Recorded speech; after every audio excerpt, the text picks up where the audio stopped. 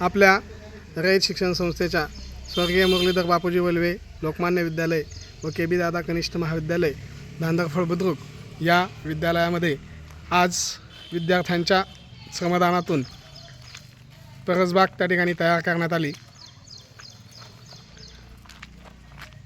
गुरुकुलचे प्रमुख आदरणीय श्री भारती सर व मेंगाळ सर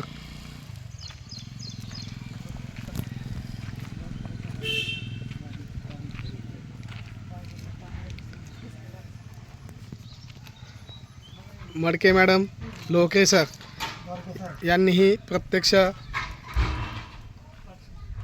मिरची कोबी फ्लावर शेवगा धने लसूण इत्यादी बाबींची लागवड या परसबागेमध्ये त्या ठिकाणी करण्यात आली।